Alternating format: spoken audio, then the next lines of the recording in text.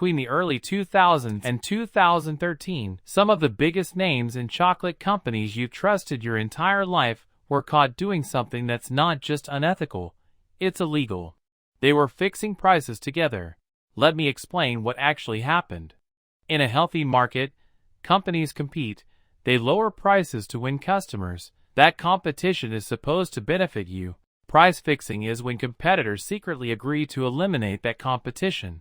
They get together in secret meetings and then decide to raise all of their chocolate prices at the same time. And in most developed countries, it's a serious crime. In 2007, Canada's Competition Bureau started investigating something suspicious. Major chocolate manufacturers seemed to be raising their prices in lockstep at the same percentages. The investigation uncovered that between 2002 and 2008, executives from Cadbury, Hershey, Mars, and Nestlé had been coordinating price increases in Canada.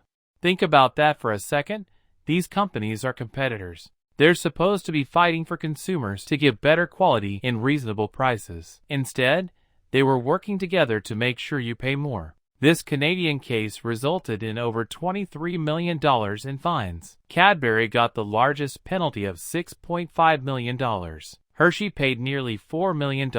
Mars and Nestlé also paid substantial fines. Here's what makes price fixing particularly insidious in the chocolate industry. Chocolate companies can always point to cost pressures. Cocoa prices fluctuate wildly, and they're subject to weather, crop diseases, and other all-legitimate business expenses.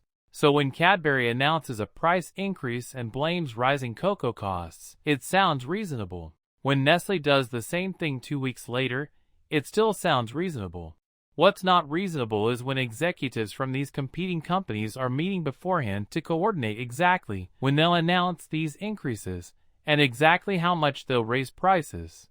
But eventually this whole system of price fixing was going to get busted because the pattern was much too perfect. When multiple major manufacturers announce identical price increases within days of each other repeatedly over several years, it caught the attention of food regulators. Canadian chocolate consumers who bought chocolate products during the conspiracy period filed lawsuits seeking compensation. Beyond the financial penalties, there's reputational damage. These are consumer brands were built on trust and nostalgia, and they lost it all. But yeah, why would you care about all these? It's just chocolate. A few cents extra on a candy bar. Who cares? But there are people who genuinely love these brands and their products.